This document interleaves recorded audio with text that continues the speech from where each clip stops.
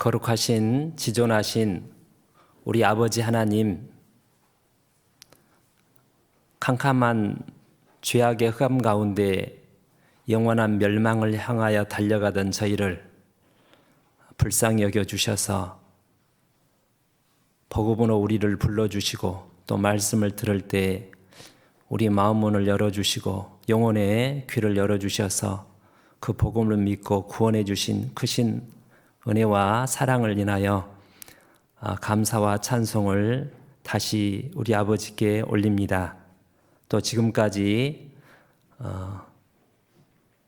늘 연약하며 부족하며 허물 많은 저희를 끝까지 오래 참아 주심으로 붙들어 주시고 이 하나님이 함께 하시는 거룩한 교제 가운데 영광의 복음을 위하여 사랑하는 형제 자매들과 우리 영광의 주님을 섬기며 살게 해주심에 감사합니다. 오늘 주일 아침 주의 백성들 다시 하나님 말씀 앞에 함께 앉아 있습니다. 이 자리에 함께 하신 주 성령께서 우리에게 필요하신 우리에게 가르쳐 주시고자 하는 하나님의 말씀을 심령 가운데 음성으로 들려주셔서 그 말씀을 우리가 온전히 순종하며 하나님께 영광이 되며 우리에게 유익이 되도록 도와주시기 바랍니다.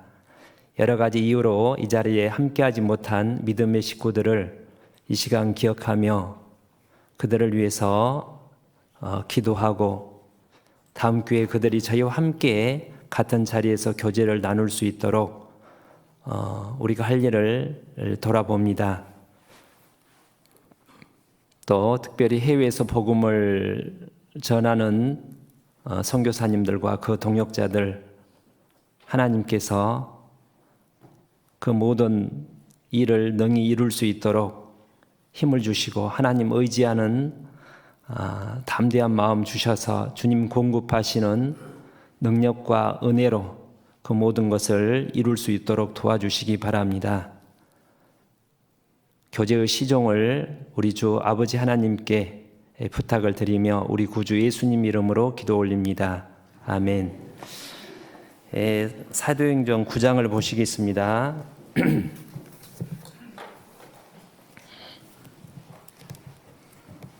9장 36절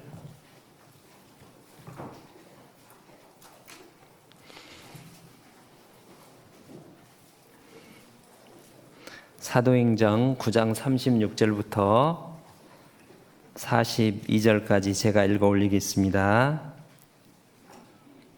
요빠에 다비다라고 하는 여제자가 있으니 그 이름은 번역하면 도루가라. 선행과 구제하는 일이 심히 많더니 그때 병들어 죽음에 시체를 씻어 다락에 뉘우니라.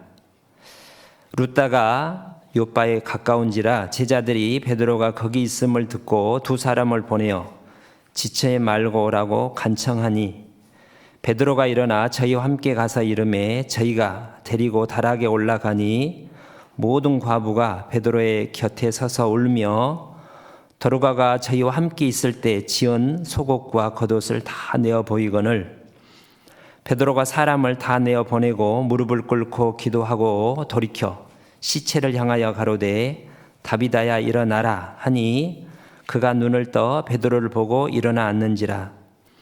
베드로가 손을 내밀어 일으키고 성도들과 과부들을 불러들여 그의 산 것을 보이니 온 요파 사람이 알고 많이 주를 믿더라. 성경 읽기표에 따라서 며칠 전에 이제 이 말씀을 읽는 가운데 좀 느낀 바가 교훈을 받은 바가 많아서 함께 나누고자 합니다. 성경에는 이렇게 죽은 사람이 살아나는 경우가 8번 있습니다. 구약에 3번, 그 다음에 예수님께서 3번, 그 다음에 신약에 교회 시대 때 2번. 이제 그 중에 베드로가 한번 이제 바울 사도께서 한번 죽은 자를 살리셨는데 이 장면은 이제 교회 시대에 최초로 베드로 사도께서 죽은 다비다를 살린 사건을 기록하고 있습니다. 예. 이건 참 놀라운 기적이죠. 예. 그래서 베드로도 그렇고 스데반 집사님도 바울도 많은 초대교회 때 성경이 기록되기 전에 여러 가지 기적을 많이 일으켰는데 가장 놀라운 기적이 이 죽은 사람을 살리는 겁니다. 나중에 이제 바울 사도가 이제 한 번 더 행한 뒤에 다시는 그런 일이 교회사 가운데 없었고 앞으로도 없을 겁니다. 예. 이 일로 말미암아 그 42절에 보면 온 요파 사람이 알고 많이 주를 믿더라. 예. 이방인 가운데는 죽은 자가 살아나는 이건 이방인은 아니고 다는 아니고 이제 많은 사람이 믿더라. 요한복음 11장에 죽은 나사로가 나흘 만에 살아났을 때 그 현장에 있었던 또 그 소식을 들었던 많은 사람들이 예수님을 믿었다고 되어 있습니다. 다는 아니지만 정상적인 양심을 가지고 사는 사람이라면 보고 안 믿는 게 이상하겠죠. 예. 이 의미가 무엇인지 죽은 사람이 살아나는 때 베드로는 어떻게 해서 이 죽은 사람을 살릴 수 있었는지 그런 믿음을 가질 수 있었던지 그걸 생각해 보도록 하겠습니다. 예. 그 결정적인 근거는 거기 36절에 다비다라는 여제자가 살아있을 때 선행과 구제하는 일이 심히 많다. 그래서 그 봉사회장님께서 주제를 이렇게 물어봤을 때 뭐라고 했는지 최초의 여제자 다비다의 교훈 이렇게 제가 했던 것 같습니다. 또 다른 말로 선행과 구제하는 일이 심히 많은 여제자 다비다. 예. 그래서 제가 봤을 때 그 결정적인 근거가 다비다의 심히 많은 선행과 구제 때문이라고 이렇게 생각이 됐습니다.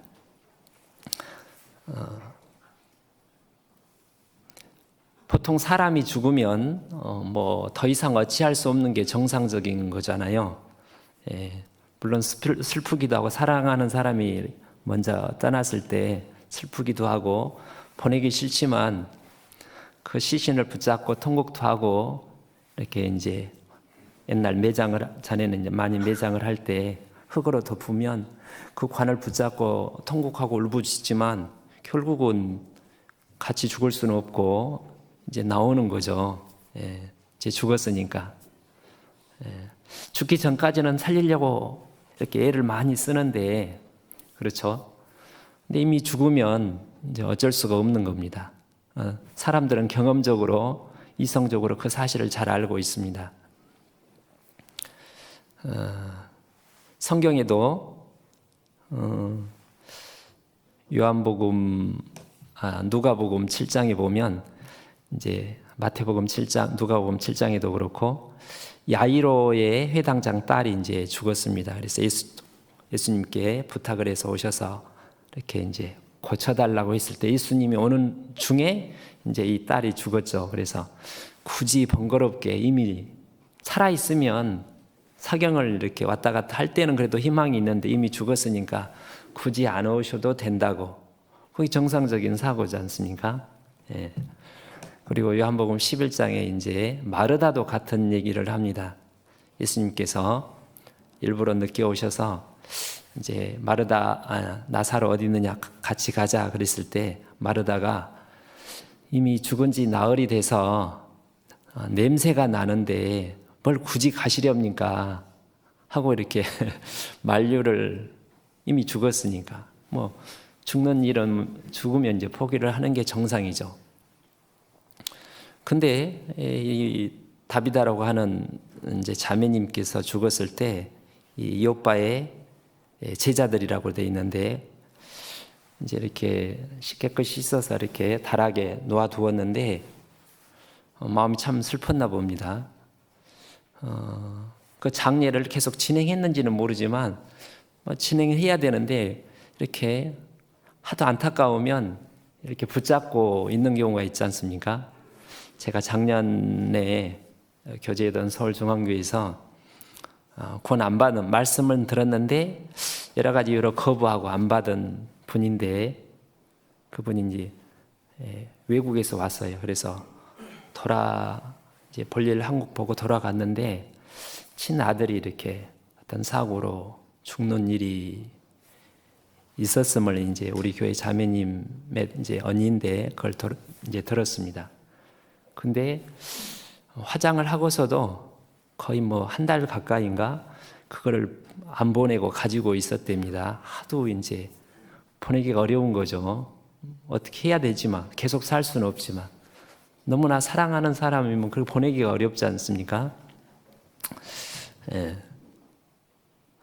근데 이 오빠 있는 제자들이 베드로가 이제 루따 그 근처에 가까운 데 도시에 있다는 소식을 듣고 베드로를 이제 오라고 간청을 합니다.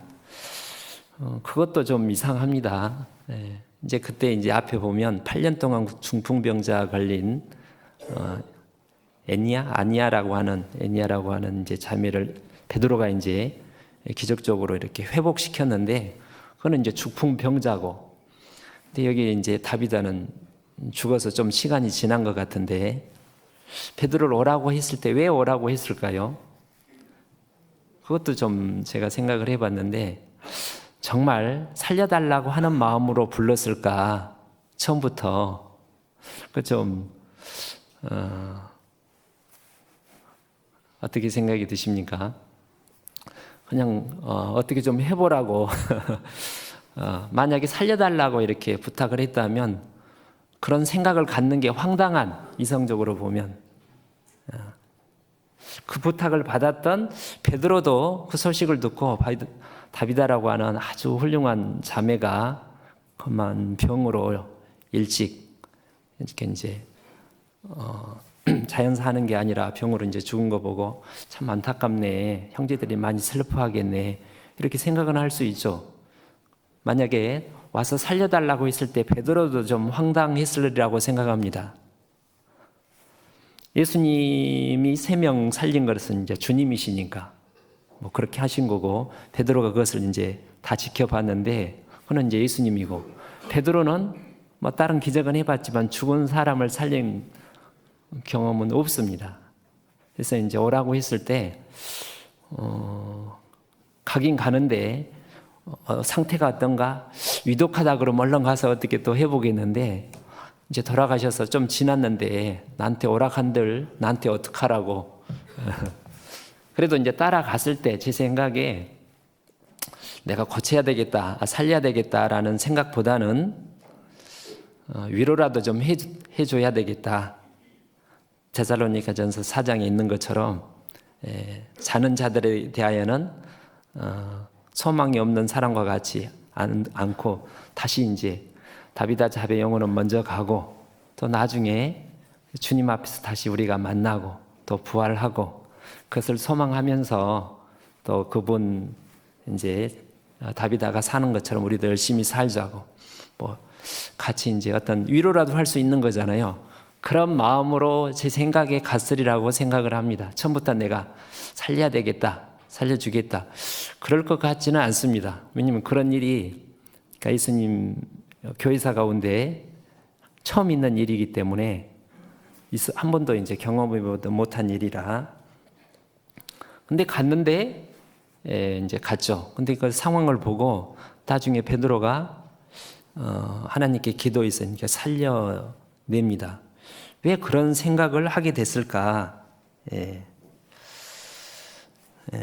그럴 것 같습니까? 그게 이제 다비다의 선행과 힘이 많은 선행과 구제. 자, 그 예를 한번 몇 가지 보면 이제 거기 36절 심이 많은 선행과 구제하는 일이 심이 많더니 이렇게 구제 이제 원어에 보니까 구제 선행과 구제가 가득 찼다 뭐 그런 원래의 뜻을 가지고 있다고 합니다. 그 다음에 심이 많다는 말이 우리말에는 그런 어떤 의미가 전달이 안 되는데 헬라어가 문법적으로 굉장히 발달되어 있다고 하죠. 근데 이제 지속적으로 습관적으로 그러니까 이제 일시적으로 그렇게 하는 게 아니라 다비다 자매님께서 살아계셨을 때 선행과 구제를 늘 항상 그렇게 힘쓴 게 분명합니다. 그리고 이제 그 많은 선행과 구제 중에 여기는 뭐가라고 이렇게 다 써지진 않는데 대표적인 게 가장 감동을 시켰던 것이 그 다비다 자매님께서 거기 38절에 보면 38절이 아니라 39절에 사서 그런 게 아니라 손수 이렇게 만든 많은 과부들이 입고 있던 속옷과 겉옷 그것을 보이면서 너무나 슬퍼서 울고 베드로 사도 옆에서 울었다고 되어 있습니다. 우리가 어떤 분이 돌아가시면 그분이 나에게 했던 말, 그분이 나에게 베풀었던 어떤 희생, 부모님 같은 경우 사랑을 베풀었던 걸 기억하면 더 애절한 마음이 나죠. 그런 게 없는 사람은 그냥 이렇게 문상을 가는데 그게 떠오르면 정말 울음이 이제 나잖아요. 요즘에는 이제 옷이 그렇게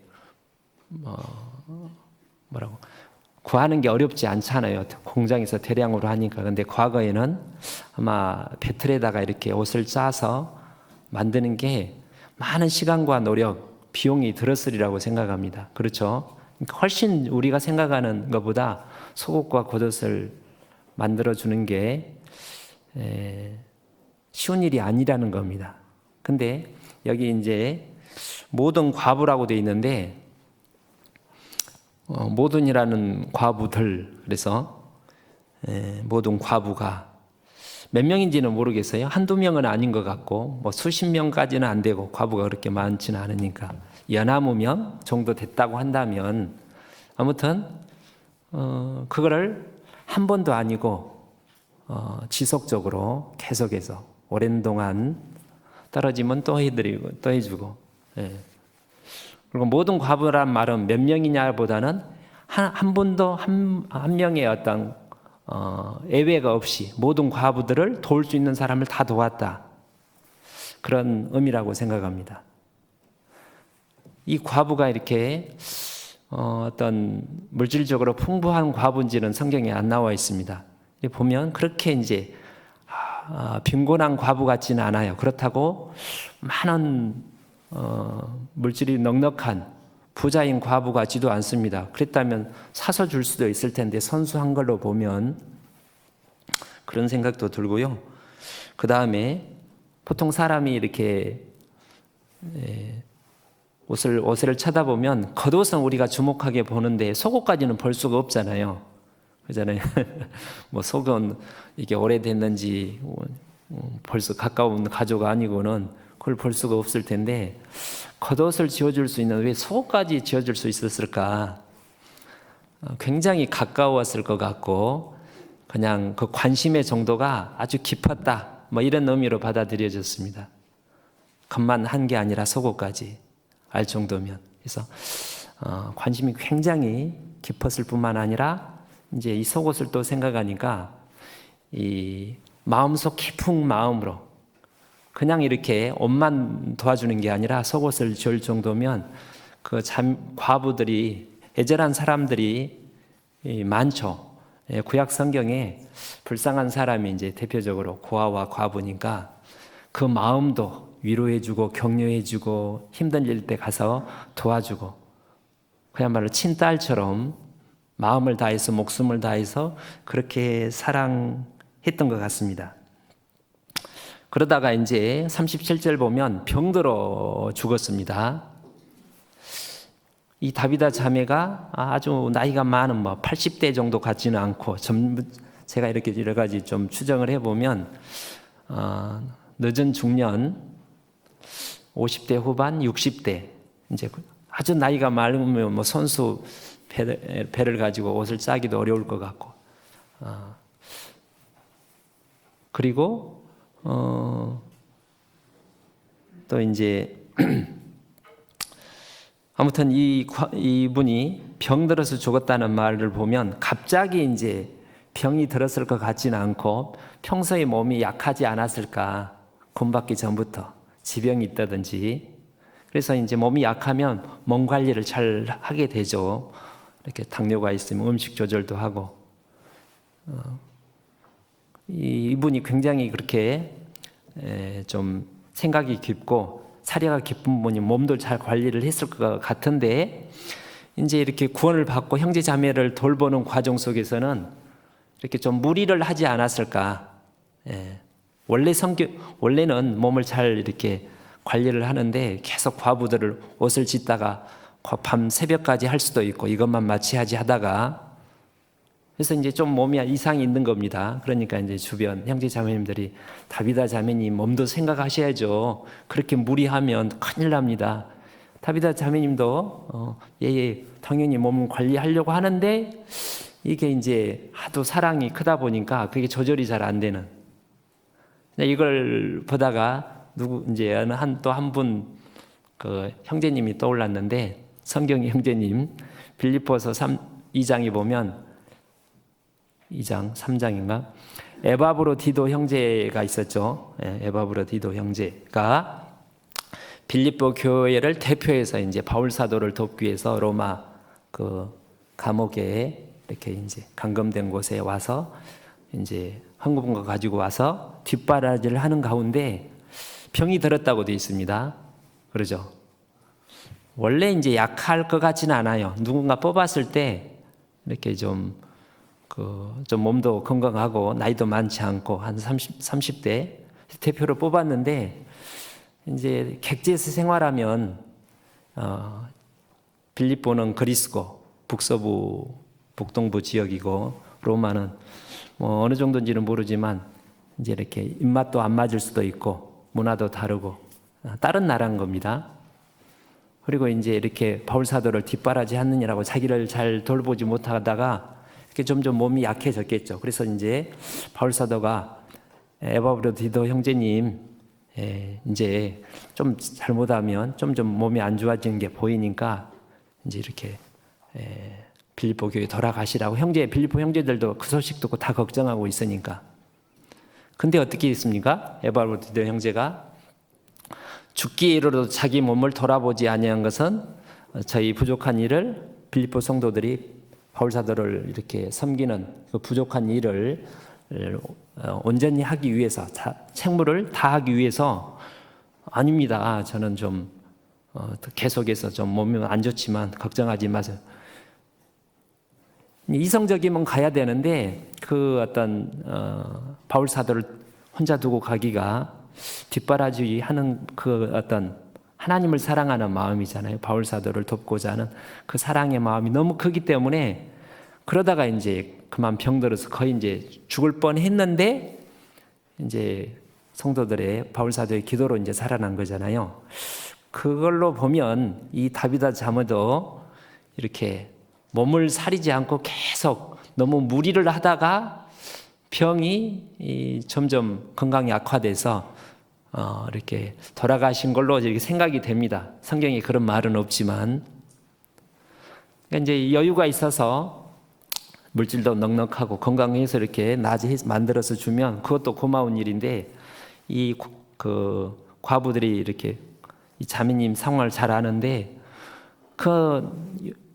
괜찮다고 하는데도 그 속옷을 다 지어주기 위해서 너무 무리를 하다가 우리 때문에 이 돌아가셨다고 생각하니까 더 이제 죄송하고 너무 슬프지 않았을까, 그런 생각이 듭니다. 그런 것 때문에 정상적으로 하면 막 이제 슬프지만 보내드려야 되는데 그 다락에다 두고, 이성적으로는 말도 안 되는 일인데 베드로 사도를 오시라고 간청을 어떻게 해보라고 그런 생각을 갖지 않았을까.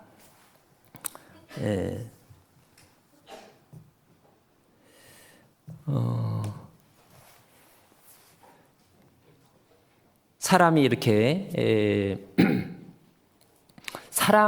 어떤 사랑이 기적을 일으킨다는 말이 많이 있잖아요. 사람이 어떤 사랑을 많이 받으면, 큰 사랑을 가지고 있으면 예상하지 못한 일을 하게 됩니다. 예. 그 예를 이렇게 몇 가지 이제 성경에서 이제 떠올려 보면, 마태복음 15장에 이렇게 이제 가난안 여자가 그 자기 딸, 귀신 들린 딸을 예수님께 이렇게 데려와서 이렇게 살려달라. 그 살려달라는 거는 귀신을 쫓아내려고 부탁을 했죠. 원래 이제 예수님께서는 공생애 중에는 이방인들을 이렇게 사역하는 게 원래는 원칙에 예외되는 됐지 않습니까? 그래서 원칙은 아닌데도 불구하고 계속 때를 쓰니까 나중에 이제 예수님이 내 믿음이 크다. 근데 이 이방인 여자가 어떻게 그런 큰 믿음을 가질 수 있었을까?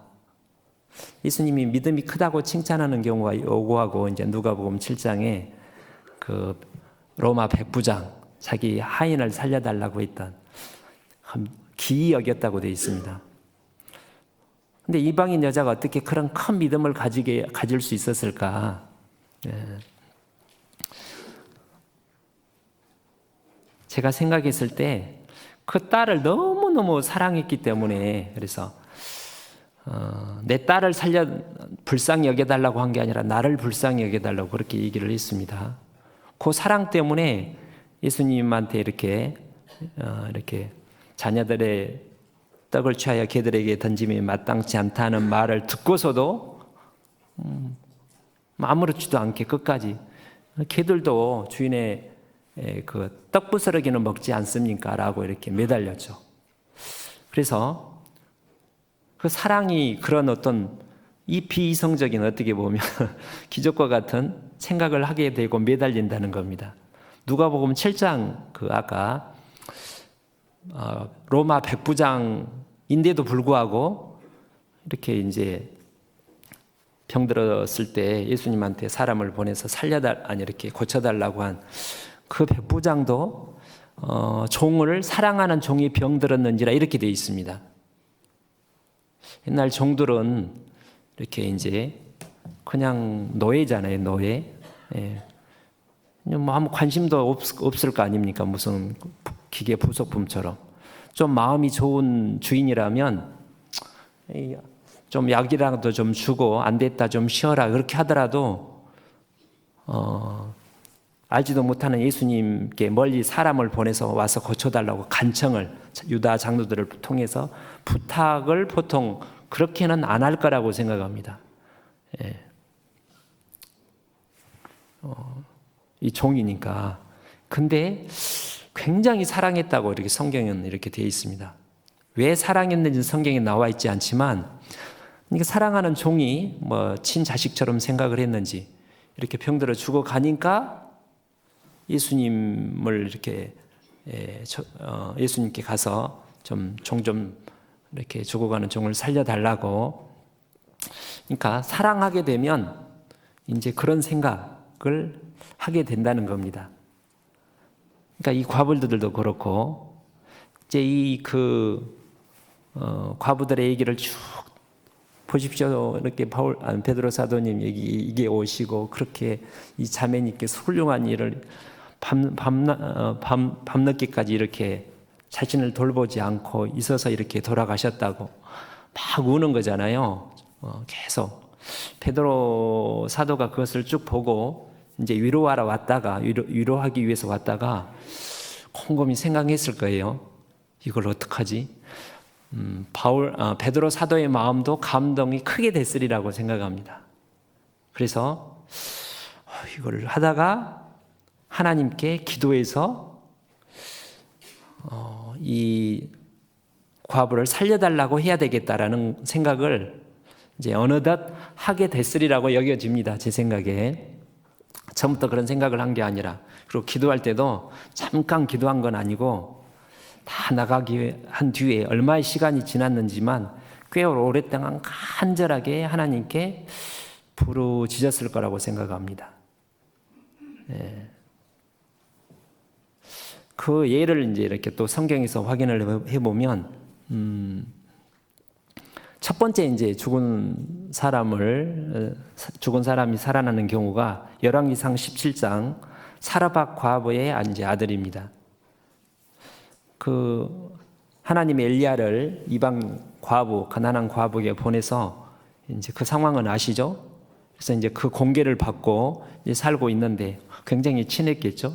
그 아들이 연하무 살 먹은 정도 어린 아들이 병들어서 죽었잖아요. 그래서 이제 과부가 이 엘리야 때문에 이제 살고 있긴 하는데 그 하나밖에 없는 아들이 병들어 죽으니까 이제 당신이 어찌하여 나라오 지은 죄를 생각하게 하십니까? 그 전에 무슨 죄가 있었던 것 같습니다.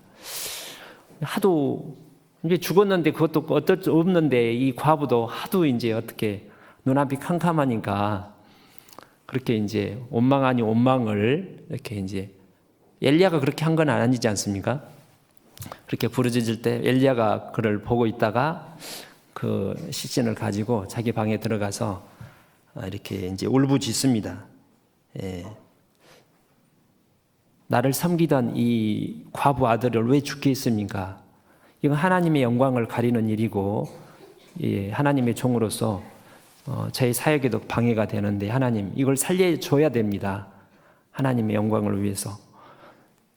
처음 있었던 일이지 않습니까? 놀라운 기적을. 그래서 간절히 기도해서 이제 죽은 아들이 살았죠. 그걸 보고 이제 이 사르밧 과부가 정말 여호와가 하나님이라는 것을 확실히 믿었다고 되어 있습니다. 이거 두 번째가 이제 그 열왕기하 4장의 수넴 여인의 아들입니다.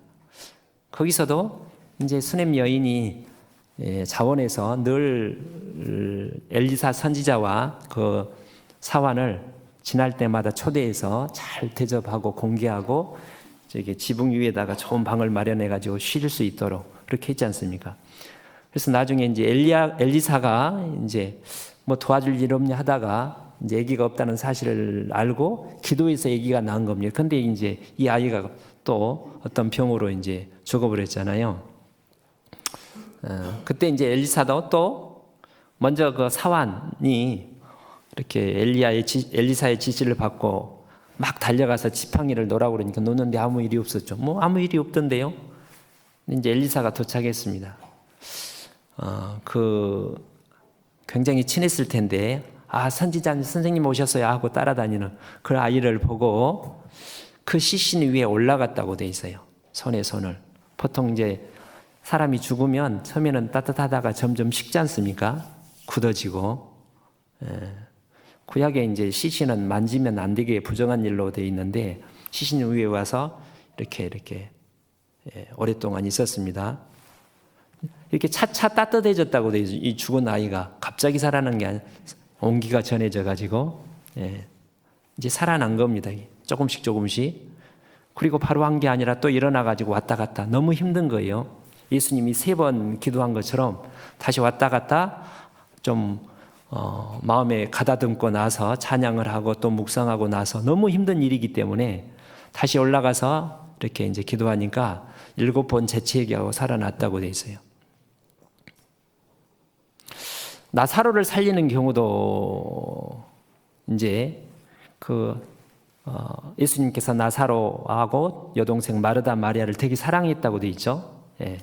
그냥 이렇게 그래서 모르는 사람을 살리는 경우보다는 대부분 이제 이렇게 예수님하고 하나님의 사역자들하고 가까운 서로 돈독한 굉장히 친밀한 관계, 사랑을 주고받는 그런 관계가 대부분입니다.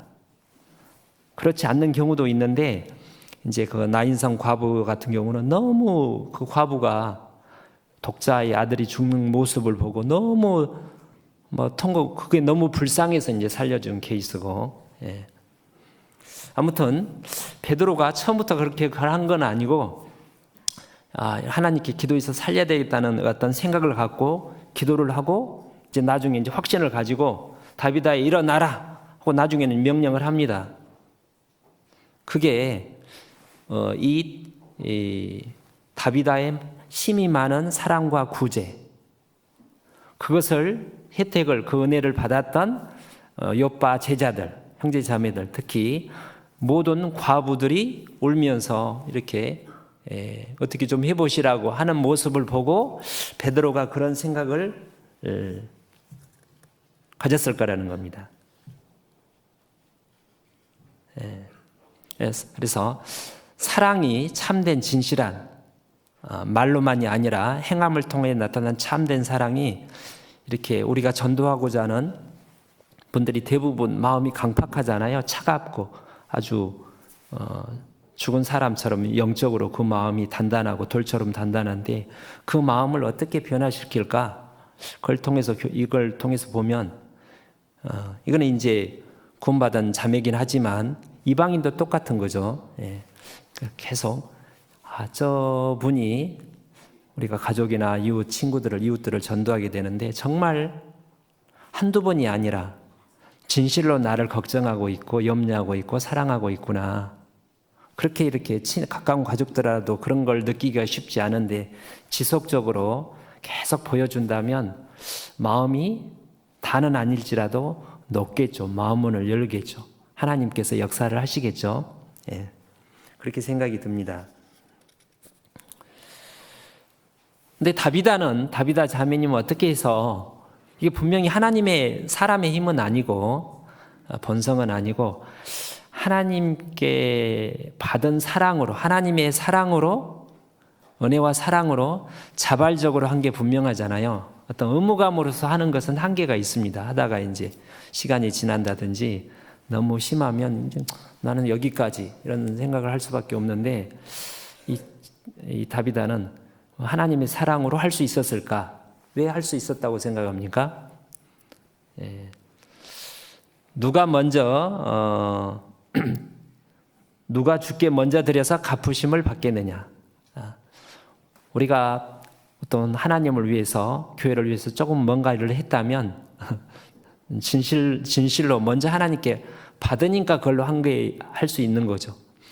하나님께 받지 않고도 우리는 할 수는 있어. 잠시. 근데 그거는 이제 한계가 있습니다. 그리고 나중에 이제 자기 의의가 드러나게 되죠. 왜 이 자매는 하나님께 많은 사랑을 받았을까? 성경에는 그런 얘기가 없는데 이것도 이제 누가복음 7장에 보면 어떤 죄가 많은 여자에 대한 얘기가 나옵니다. 예수님께서 시몬이라는 그 사람에게 식사 초대를 받아서 그 집에 갔는데 이 사람은 예수님이 들어올 때 관례대로 자기 집에 손님이 오면 이제 발을 씻도록 물을 내어다 주고 이렇게 이제 인사법 이렇게 안아서 이렇게 저쪽으로 엄맞추고 또 감람도 부어주는데 그런 것도 안 했는데 어떤 죄 많은 여자가 그 동네 잘 알고 있는 여자가 예수님이 여기 있다는 소식을 듣고 와가지고 다 이제 눈초 이렇게 이제 다 알잖아요. 사연 많은 여자니까 좀 경멸하는 눈초리로 저 여자가 여기 왜 와서 하고 근데 예수님 때문에 쫓아내지는 못하고 눈치 보고 있는데 이 여자가 개의치 않고 예수님께 와가지고 계속 눈물을 흘리는데 얼마나 눈물을 많이 흘리는 예수님 발을 적시고 그 발에 자기 입맞추기를 그치지 않고 그 비싼 향유를 갖다가 부었다고 돼 있지 않습니까? 그걸 보고 이제 그 시몬이라는 사람이 이 예수님이라는 선생이 이 여자가 누구인지를 알았으면 이걸 물리쳤을 텐데 속으로 생각하고 있을 때 시몬아 내가 하나 물어볼 게 있다. 어떤 사람은 두 사람인데 한 사람은 많은 빚을 탕감받고 한 사람은 조금 탕감받는데 누가 더 사랑이 크겠느냐 받은 그 감사가 크겠느냐 그러니까 당연히 많이 탕감받은 사람이 클 거 아닙니까? 얘기를 해요. 그래서 예수님께 네 말이 맞다. 근데 너는 나한테 이렇게 했는데 이 여자는 이렇게 했다. 너무 비교가 되지. 근데 이 여자가 왜 너는 그렇게 안 했는데 이 여자는 나한테 그렇게 한 줄 아느냐? 많이 사함을 받는 자는 많이 사랑하느니라. 이렇게 이제 예수님이 답변을 하십니다. 그걸로 보면 이 여자가 그 전에 이 사건이 있기 전에 성경에 기록되어 있지 않지만 예수님을 통해서 이제 구원을 받고 죄사함을 받고 그 은혜 가운데 평안을 누리고 살았던 것 같습니다. 근데 이 여자가 그냥 우리가 이제 구원을 받았을 때 우리도 하나님께 감사하고 기쁨이 있는데 그 구원받을 때 구원의 사랑의 정도가 다 다르죠. 예.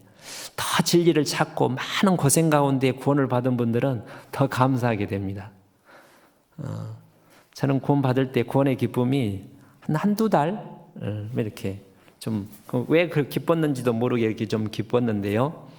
제가 아는 어떤 친구 형제는 나중에 들어보니까 구원을 받은 뒤에 7년 동안, 3년 동안 기뻤답니다. 나는 한두 달 했는데, 그러니까 이제 제가 아는데 그 삶을 아는데 거의 과처럼 자라서 엄청 많이 고생하다가 이제 구원을 받으니까 그렇게 이제 기쁨이 컸었나 봅니다. 근데 이제 최근에 제가 이제 전주 북부 와서 어떤 어떤 자매님의 간증을 들었는데요. 이제 나이 드신 이제 60대 후반 정도 되신 자매님이 본인은 7년을 갔대요. 7년을 구원의 기쁨이. 그래서 이제 내가 아직 자세히 모릅니다. 신방을 안 가서. 근데 이분도 참 어려운 가운데 살았나 보다 그런 생각이 들었고요. 그저껜가 또 어떤 분이 본인은 13년 동안 구원의 기쁨이 샘솟듯 그럴 수도 있나 저는 뭐 그게 좀 그렇게 오래 가나 아무튼 그게 다 다르잖아요. 네, 크게 바울 사도도 큰 기쁨을 누려 차도 이제 그 나쁜 짓 하다가 구원을 받아서 그걸 보면 이 다비다 자매도 그러지 않았을까? 성경에는 이 어떤 그분의 어떤 사람인지 언급이 전혀 없는데 제가 봤을 때 이분도 사연이 많은 이 다비다 자매도 구원받기 전에 남편님도 있었는데 돌아가실 가능성이 있고 자녀들도 아예 없었던지 아니면 몇 명 있었는데 다 이런저런 애달픈 사연으로 먼저 보낸. 왜 그러냐면 이제 이 자매님이 이렇게 돌아가셨을 때 형제 자매들이 문상을 와서 도울 수는 있는데 이 장례를 요빠 그 제자들이 주관을 하는 걸로 보입니다. 안 그랬으면 이렇게 빨리 장례를 진행을 해가지고 무슨 소리냐. 가족들이 다 구원받을 리도 없고 그러면 빨리 진행을 할 것 같은데 뭐 베드로 사도 올 때까지 기다리고 또 살려달라고 하는 걸 보면 거의 이제 어떤 여러 가지 이유 때문에 이제 외롭게 소망 없이 많은 아픔 가운데 가슴 아픈 사연 가운데 혼자 살다가 구원을 받지 않았을까. 그래서 구원을 받았을 때 보옵소서 내게 큰 고통을 더하신 것은 내게 평안을 주려 하심이라. 주께서 나의 영혼을 사랑하사 멸망의 구덩이에 나를 건지셨고 나의 모든 죄는 주의 등 뒤에 던지셨다는 이사야 38장 그 말씀처럼 이 자매도 엄청 큰 은혜의 그 구원의 기쁨이 컸을 것 같습니다. 그래서 그 사랑이 너무 커가지고 이렇게 막 헌신을 그렇게 자원해서 하지 않았을까 이런 생각이 듭니다.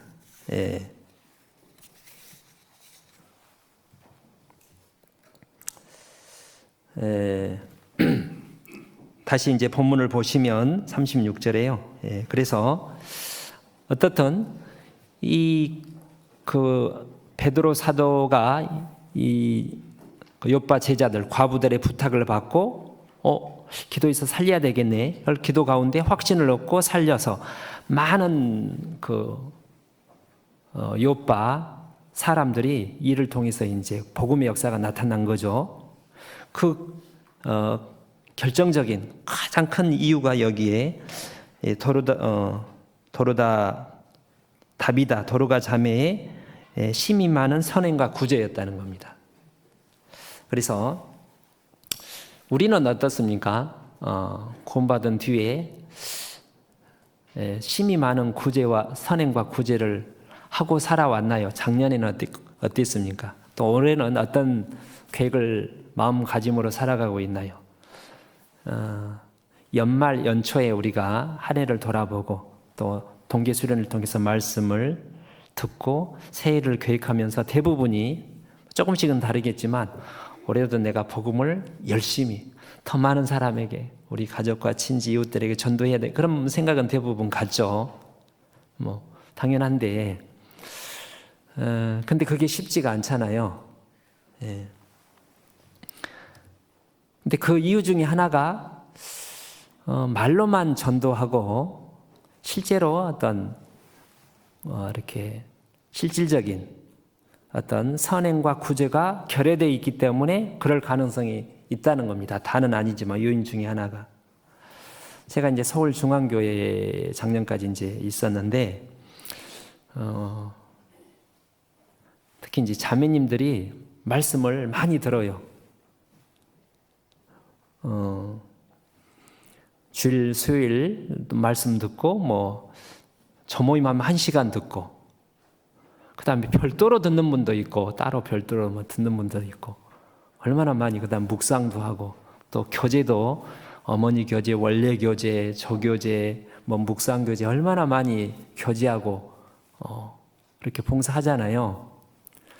그런데 그것에 비해서 이렇게 이제 열매 맺는 것은 그렇게 크지 않다는 것을 이렇게 제가 이렇게 2년 교제하면서 돌아보게 됐는데 물론 다른 여러 요인들이 있겠죠. 듣는 분들의 마음이 하도 강팍하고 그러니까 쉽지 않은 거는 맞는데 근데 제가 이렇게 가만히 보다가 이 자매님 특히 가정주부로 있는 직장도 다니는 분들이 아는 분이 별로 없어요. 만나는 사람이. 그러니까 말씀을 듣고 기도하고 교제하고 뭐 이런 경우는 시간적으로 많은 시간이 있는데 실제적으로 만나서 얘기를 하고 대화를 하고 돕고 이런 시간은 개인 차이가 있지만 많지 않다는 겁니다. 그걸 이렇게 발견하게 됐어요. 여러 가지 이유 때문에. 보통 우리가 식사는 뭐 평균 제 보기에는 저 같은 경우 한 30분, 10분이면 합니다. 예. 하루 3끼면 뭐 1시간 정도, 길어야 1시간 반 되지 않을까 싶어요. 1시간 정도 3끼를. 일은 보통 평균 한 10시간 정도 하지 않을까 싶습니다. 1시간 먹고 10시간을 일하는 겁니다. 평균적으로. 우리 몸이 그렇게 되어 있습니다. 그래서 한 끼를 먹으면 한 20-30분 먹으면 4-5시간을 일하면 이제 에너지가 또 먹어야 되고. 근데 말씀을 아까 이제 일주일 동안 말씀을 한 5시간 이렇게 말씀하고 그 시간도 더 이상 되겠죠. 주일, 수요일 다른 것까지 합치면.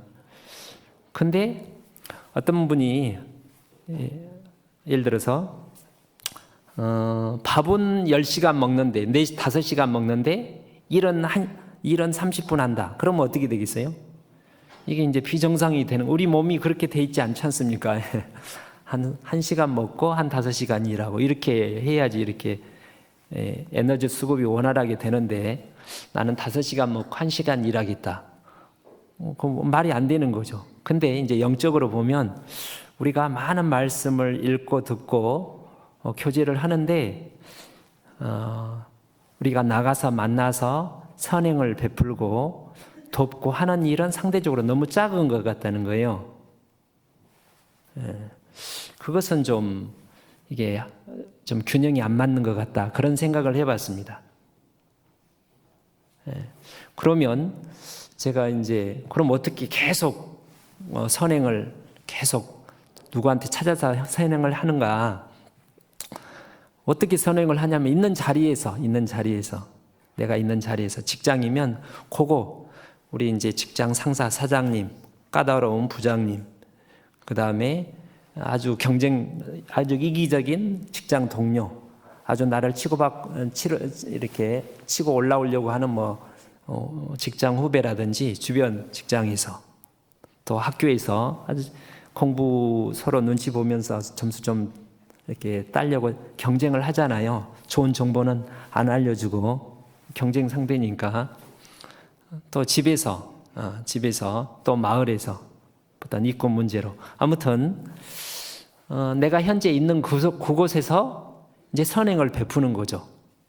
골로새 4장에 보면 종들아 너희 이제 상전에게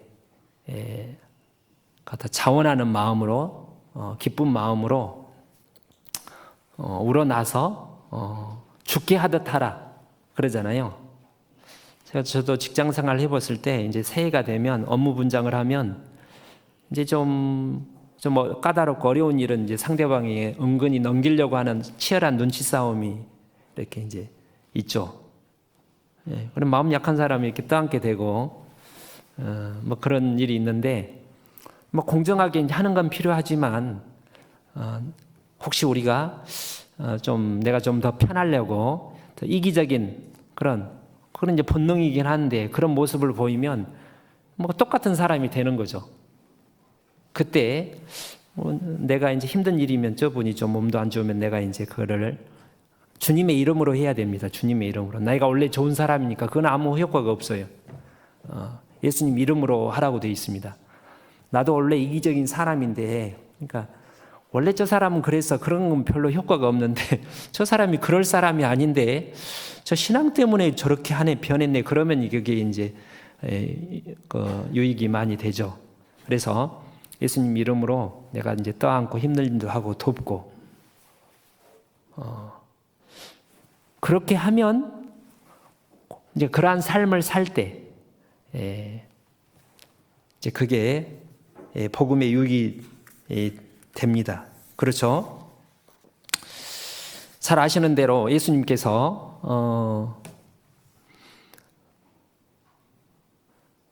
마태복음 5장에 너희는 세상의 소금이니 소금이 그 맛을 잃으면 무엇으로 짜게 하리요? 밖에 버리오 사람들에게 밟힌다고 되어 있잖아요. 그 다음에 너희는 세상의 빛이니 그래서 우리가 소금이고 세상의 빛이라고 하셨습니다.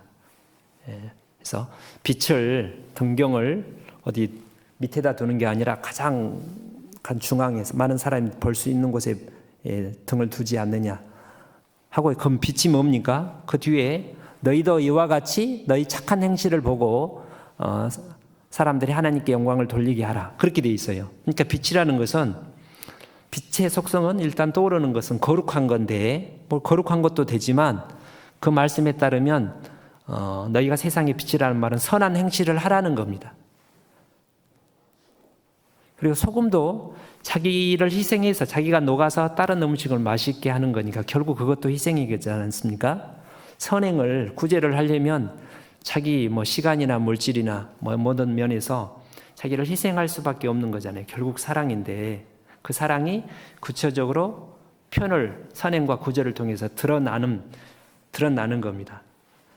내가 녹으면 어떤 일이 일어나요? 우리가 짠 것을 많이 먹으면 뭘 찾죠? 물. 이 갈증이 나잖아요. 세상 사람들이 영적인 것에 대해서 대부분 무관심하고 그렇게 둔합니다. 어떻게 하면 저렇게 무감각할까? 영적으로 둔할까? 의에 줄이고 목마르면 좋은데 진리에 대해서 그렇게 하는 방법이 그 말씀에 따르면 내가 소금의 역할을 내가 녹아 소금의 역할을 하면 이제 기분이 좋겠죠. 자기 편하니까 기쁘고 나 때문에 내가 저 교회 구원받은 저 사람 때문에 내가 유익을 얻네. 그걸 이용해 먹는 사람도 물론 있겠지만 그 중에 일부는 이제 갈증을 느끼게 됩니다. 빛도 마찬가지예요. 사람이 요즘에 착하게 살라 자녀들한테 그런 경우가 있나요? 이제 저희들 전에 뭐 오래되지도 않고 어릴 적에 착하게 살아라 선행상도 주고 참 착해 이렇게 착하게 살라고 하는데 요즘에는 부모나 선생님이 너 착하게 살아라 그런 말을 잘 안 하지 않을까. 요즘엔 착하게 살면 바보 같고 이용당하고 야무지게 살아 야무지게 남한테 피해보지 말고 치지 말고 그렇게 막 교육을 시키고 막 하는데 그러죠. 근데 성경에는 착하게 살라는 겁니다. 그럴 때 빛을 이기적으로 사는 게 죄네. 뭐 그걸 깨닫게 되는 거죠. 빛을 비춤으로. 에베소서 5장에도 이제 너희는 세상의 빛이니 뭐라고 되어 있더라? 예, 그래서 모든 착함과 의로움과 진실함에 있느니라. 모든 착함과 의로움과 진실함. 그것이 비친 거예요. 그걸 비추면 이 세상 사람들이 이게 죄야 해서 이렇게 죄를 깨닫는 게 아니라 그걸 이렇게 삶을 통해서 보여주면 부끄러움을 느낀다는 거예요. 진리를 찾는 사람은 다는 아니지만. 예수님도 십자가에 돌아가셨을 때 그 밑에 백부장이 예수님이 많은 사람은 십자가에 내려오면 하나님의 아들임을 믿겠다고 이렇게 조롱을 했을 때 예수님은 아무 저항도 않으시고 인상도 안 쓰시고 그들을 불쌍히 여기시면서 저들의 죄를 사하여 주십시오. 이렇게 기도하고 이제 죽는 모습을 보고 이 백부장이 나중에 저 사람은 진실로 하나님의 아들이었다고 이렇게 고백을 합니다. 참 오랫동안 이상했어요. 어떻게 바보처럼 비참하게 죽는데 하나님의 아들이라는 것을 알게 됐을까? 기적을 통하면 기적은 내려오면 이렇게 하나님의 아들이었구나 이게 믿을 것 같은데 참 이상하잖아요. 근데 진리를 찾는 사람은 진정한 선을 보면 성경에서 진리가 결국은 십자가의 사랑이잖아요.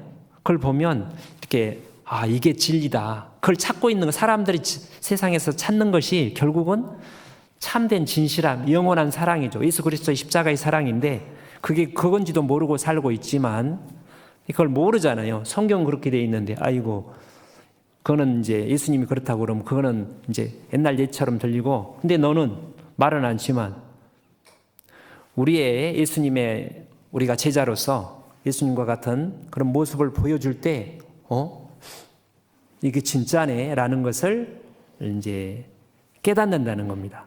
영적인 진리에 대한 갈증을 느끼고 죄를 깨닫게 된다는 겁니다. 그래서 이 선행과 구제가 성경 전체의 가르침입니다.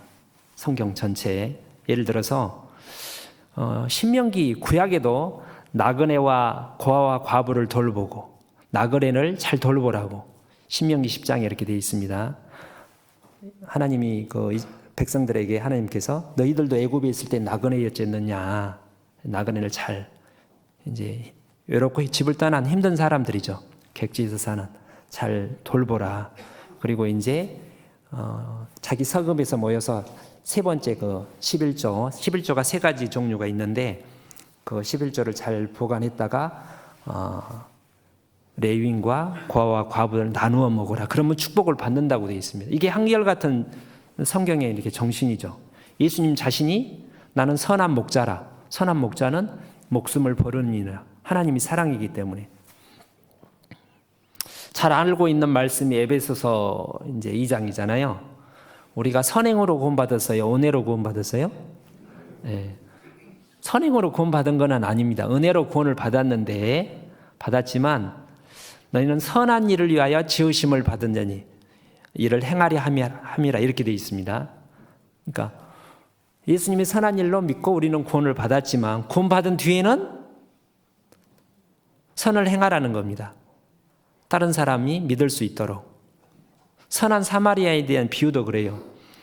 율법사가 와서 내가 무엇을 하여야 영생을 얻으리까 구원을 받습니까? 율법에 뭐라고 기록이 되어 있는데 율법에요. 목숨을 다하고 마음을 다하고 온 힘을 다해서 하나님을 사랑하고 내 이웃을 내 몸처럼 사랑하라고 그 신명기 10장에 있는 그 말씀 그거 맞지 않습니까? 네 말이 옳도다. 너도 그와 같이 하라. 그래야 하면 살리라 그렇게 되어 있습니다. 근데 이제 그 말씀은 사람은 그렇게 하는 게 불가능하잖아요. 나는 그렇게 못하는데요. 나는 불쌍한 주인 이렇게 해야 되는데 이제 그걸 하신 분이 선한 사마리아니 그 선한 사람이 강도 만난 자의 이웃이 누구냐 그러니까 사마리안 아닙니까? 그럼 마터 너와 이와 같이 하라. 예수님이 그렇게 하셨어요. 그러면 이제 하셨으니까 우리가 믿고 구원을 받았는데 그 사랑을 받고 구원을 받은 뒤에는 우리가 사마리안처럼 살아야 되는 겁니다. 믿고 이제 영생을 얻었는데 성경에 영생을 얻는다는 말이 구원을 받는다 의미도 있지만 디모데서 6장에 영생을 취하라. 영원한 영광, 영원한 축복도 이제 영생의 넓은 의미에 포함이 됩니다. 우리가 어떻게 해서 하나님께 더 큰 사랑과 은혜와 영광을 이 세상에 뿐만 아니라 저 세상에서 더 큰 영광을 얻을 수 있는가? 마음을 다해서 목숨을 다해서 이웃을 원수까지 포함해서 사랑할 때 그래야만 우리 영혼이 더 강건해지는 거예요. 우리 영혼이 병들다는 말은 사랑의 능력을 점점 잃어버리는 겁니다. 하나님 사랑하는 마음은 있는 것 같긴 한데 이제 불쌍한 잃어진 영혼을 보면 전도는 다 하겠죠, 대부분. 근데 해보다가 이제 막 거부를 하고 욕을 하고 이제 막 강팍하고 나를 힘들게 하면 나도 할 만치 했어. 나도 몰라. 이제 포기하고 이제 그게 사랑이 식은 거잖아요. 왜 그렇게 병이 들었는가? 그 사랑을 실천하지 않으면 사랑이 식는 거예요. 샘은 뭐 이게 맞는 말인지 모르는데 파면 팔수록 이렇게 더 정상적인 샘이라면 지하수가 나오는데 그걸 이렇게 안 쓰면 이게 더 맛있을지 몰라요. 예. 그래서 성경 전체가 우리를 선한 일을 위해서 부르심을 받았다고 얘기합니다. 예수님도 두루 사도행전 10장에 성령을 하나님께서 기름 부탁하심에 저가 두루 다니시며 착한 일을 선한 일을 행하시고 하시고 귀신을 쫓아내고 마귀에 눌린 자를 고쳤다고 되어 있습니다. 두루 다니면서 선한 일을 하신 거예요. 그런데 가장 대표적인 일이 이제 십자가지만 그때만 그런 게 아니라 그죠? 디도서 보시면 디도서 이 디도서에 선을 행하라는 말이 거의 10번 제가 다는 안 세봤는데 거의 10번 가까이 나옵니다. 예. 8절에 보시면 디도서 1장 8절에 감독의 조건을 얘기하면서 오직 나그네를 대접하며 선을 좋아하며 디도서 1장 8절에 그 다음에 16절에 보면 모든 선한 일을 저버리는 자니라. 입으로는 신하는데 아주 가증한 일이 있는데 믿는다고 하면서 선을 행하지 않는 다른 것도 있지만 가증한 자라고 되어 있고요. 2장 3절에는 다 읽지는 않고 거기 늙은 이제 나이 드신 자매들에게 권면할 때 이제 바울 사도가 이제 그 디도를 통해서 선한 것을 가르치는 자들이 되고 그래서 이제 교회 이제 집사님들 나이 드신 분들은 젊은 선한 일을 해야 된다고 가르치라는 거예요. 그리고 이제 7절에는 디모데에게 직접 하는 말이 범사에 내 자신으로 선한 일에 본을 보여. 본을 보이라고 되어 있고 14절에 2장 14절에 그가 우리를 대신하여 자신을 주심은 모든 불법에서 우리를 구속하시고 우리를 깨끗하게 하사 선한 일에 열심하는 친백성이 되게 하려 하심이라 이렇게 되어 있어요. 그러니까 선한 일을 하는데 대충 하는 게 아니라 열심히 하는. 그 다음에 3장에도 3장 8절입니다. 3장 8절 이 말이 미쁘도다. 디도서 3장 8절 원컨대 내가 이 여러 것에 대하여 굳세게 말하라. 이는 하나님을 믿는 자들로 하여금 조심하여 선한 일을 힘쓰게 하려 함이라. 힘쓰라고 그랬잖아요. 이것은 아름다우며 하나님 볼 때 너무 아름답고 사람들에게 유익하니라. 뭐에 유익하겠습니까? 복음에 유익한 겁니다. 14절에도 또 우리 사람들도 열매 없는 자가 되지 않게 하기 위하여 필요한 것을 예비하는 좋은 일에 힘쓰기를 배우게 하라. 좋은 일, 선한 일을 힘쓰지 않으면 열매가 많이 없게 된다는 뜻입니다.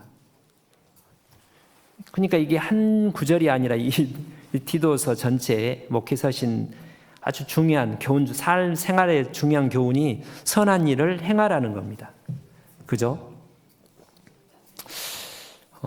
선한 일은 어떻게 하는가? 예수님이 어떻게 선한 일을 하셨어요? 마태복음 8장을 보시면 마태복음 8장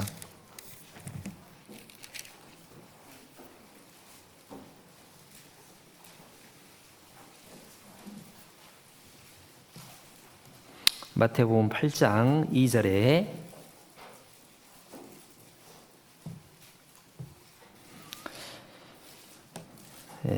한 문둥병자가 나와 절하고, 문둥병자 아시죠? 나병 한센시 병을 가지신 분. 3절에 예수께서 손을 내밀어 저에게 대시며, 그냥 고치는 게 아니라 대부분 예수님이 그 중풍병자와 이렇게 손을 댔다고 되어 있습니다.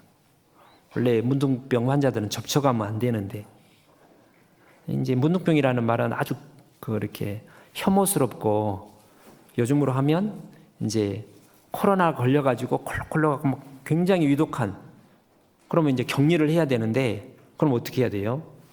피해야 되죠. 당연히 조심. 근데 이제 여기가 이제 복음을 듣고 싶어 하는데, 예를 들자면 복음을 듣고 말씀을 듣고 싶은데 막 이제 코로나 걸렸다. 그럼 어떻게 해야 돼요? 가서 내가 걸리더라도 전해야 되죠. 그런 경우라면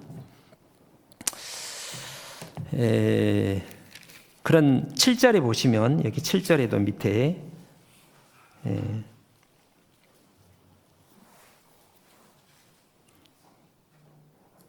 아니 7절이 아니라 14절 보시면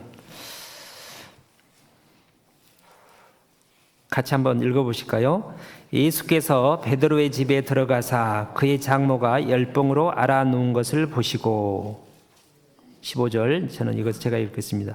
그의 손을 만지시니 열병이 떠나가고 일어나 이제 시종 들었다고 되어 있습니다.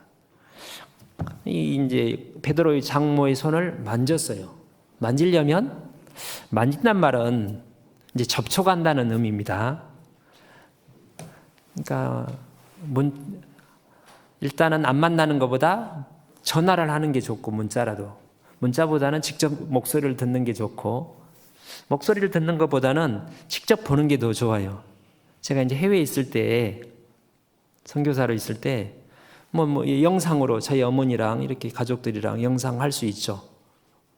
안 보는 것보다 낫지만 이제 영상으로 보니까 됐다 하는 거하고 직접 와서 보는 거는 전혀 감이 다르는 거잖아요.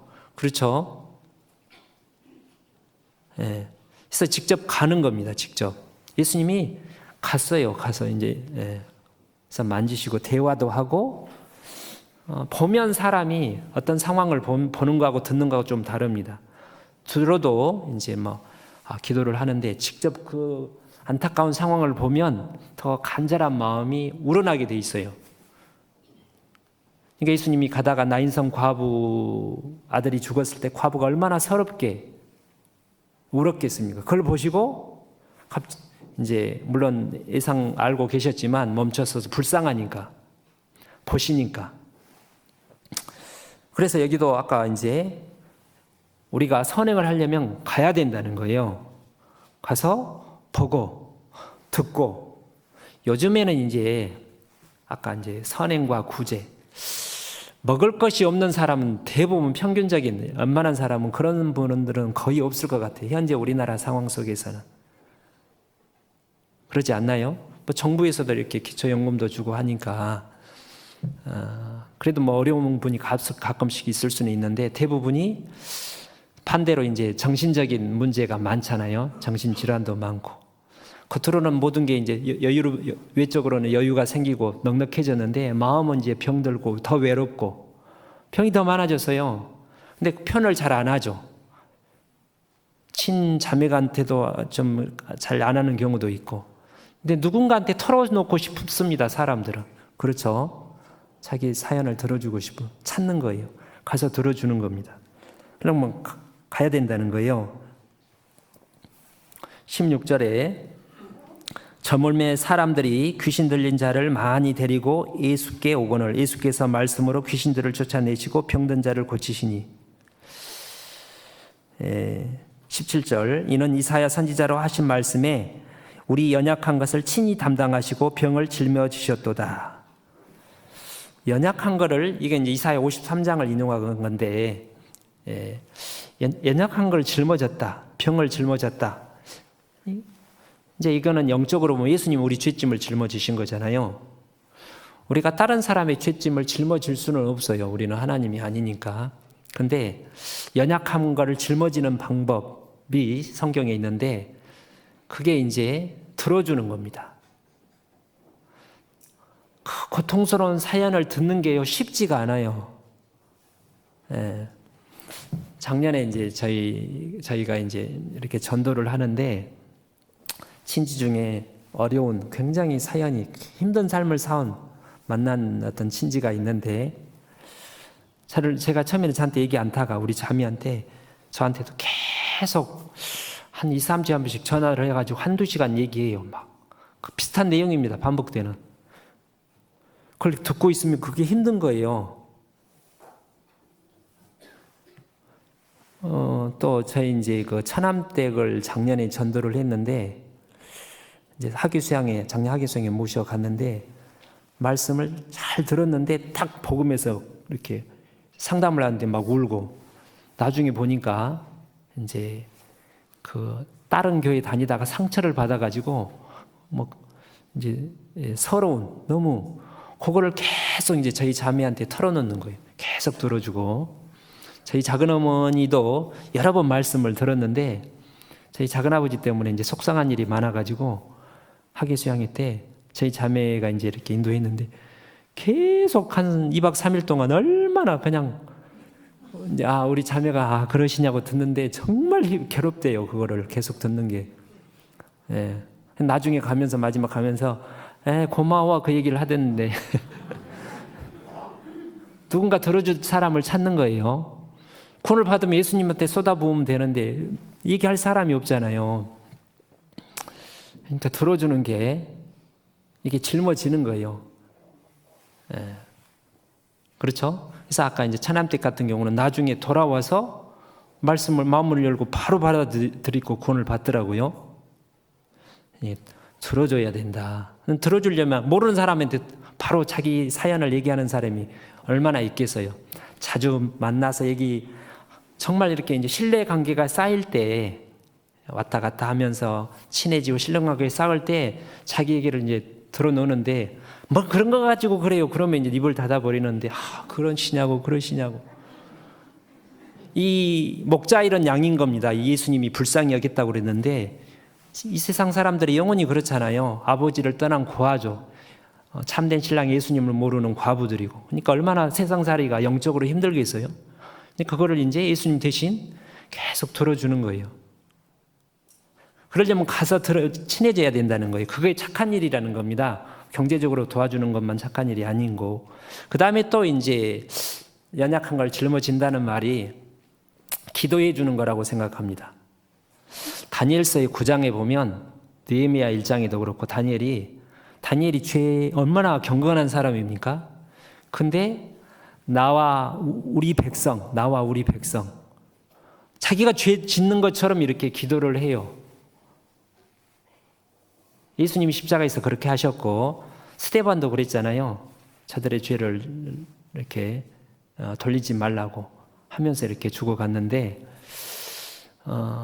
강팍한 사람, 세상을 죄를 좋아하고 그렇게 저런 사람은 안 돼. 그런 사람 쉽지가 않은데 그 사람의 입장이 이제 그 부모라면 어떻겠어요? 부모라면 아주 말썽 피우고 막 건너가서 막 방탕하게 사는 엄마 마음이라면 아이고 그놈 벌 받아도 싸지. 부모는 그런 거 안 합니다. 내 잘못 책임을 자신한테 돌리잖아요. 세상에서도 그렇고. 그래서 대신 기도해 주는, 기도가 선행이잖아요. 은밀한 봉사입니다. 예수님이 그렇게 하셨다는 거예요. 그렇죠? 그럼 우리가 이제 제자가 되면 성경에 이제 이 아까 제자라는 말이 여제자, 성경에 아까 다비다가 제자라는 말이 사도행전 28장에 나옵니다. 그러니까 구원을 받으면 하나님의 아들인데 자녀인데 자녀가 다 제자는 아니에요. 선생님을 존경해서 선생님께 개인적으로 배워서 그 인격을 담고 선생님처럼 살아가는 사람이 제자입니다. 그리고 또 다른 삶을 통해서 가르칠 수 있는 이게 제자입니다. 그래서 제자로 삼아 내가 너에게 가르친 것 모든 것을 가르쳐 지키게 하라. 그래서 이제 오순절 때 제자들이 이렇게 120명이 기도하면서 기다렸다고 돼 있죠. 이 사도행전 여기 아까 이제 9장에 보면 요바에 있는 제자들이 아나니아 바울 사도에게 안수했던 기도했던 그 아나니아가 제자라고 그랬어요. 제자의 아나니아. 요바에 있는 제자들. 근데 그 다비다 자매도 여저 제자, 많은 제자가 있겠지만 성경에 최초로 제자라는 호칭을 받은 사람이 이제 이 다비다 자매님입니다. 자, 예수님 그렇게 하셨으니까 우리가 제자라면 우리도 그렇게 따라서 행해야 되겠죠? 그러지 않으면 책망을 받는 거예요.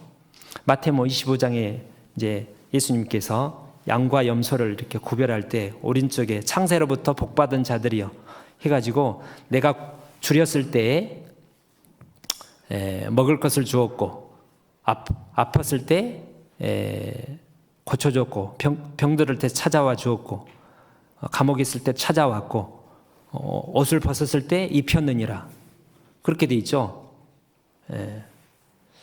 배가 고플 때 물론 이제 음식을 줄 수도 있는데 영적인 스스로 먹어야 되는데 입맛이 없어서 못 먹어요. 말씀을 들을 힘이 없어. 가서 이제 오늘 이런 간증을 내가 들었는데 내가 이런 말씀을 했는데 나눠주는 거죠. 미움 본인이 먹어가지고 이렇게 병들면 스스로 먹을 힘이 없으면 밥을 연하게 부드럽게 해가지고 이렇게 미움 먹이듯이 먹이는 것처럼 옛날 같은 어머니가 씹어가지고 밥을 애기 입에다 넣어주는 것처럼 이제 굶주린 자에게 먹을 것을 주었고 벗었을 때 이게 죄가 많은 사람이 이제 죄책감에 죄를 많이 지은 사람은 또 이제 양심이 찔려가지고 눈치를 보고 내가 뭐라고 하는데 형제님들이 다 뭐라고 하는 것 같고 그때 이제 허물을 가서 아니 그래 다 괜찮아 다 이해해 이제 허물을 덮어주고 옷을 입혀준다는 말을 그런 식으로 이해가 됩니다. 감옥에 갇혔을 때 이렇게 이제 죄의 감옥에 갇혀가지고 포로가 돼가지고 꼼짝도 못하는 거예요. 이 지극히 작은 자 하나에게 한 것이 곧 내게 한 것이 내가 언제 그렇게 했습니까? 그러니까 이 지극한 작은 자에게 하나에게 한 것이 곧 내게 한 것이니라 예수님이 그 반대로 이제 염소에 대해서는 책망했고요. 우리 이제 형제 자매들 가장 작은 연약한 잘 관심을 안 갖는 이방인도 포함해서 하나님이 그걸 보여준 겁니다. 우리가 그렇게 해야 되는 겁니다. 이사야서 58장을 보시면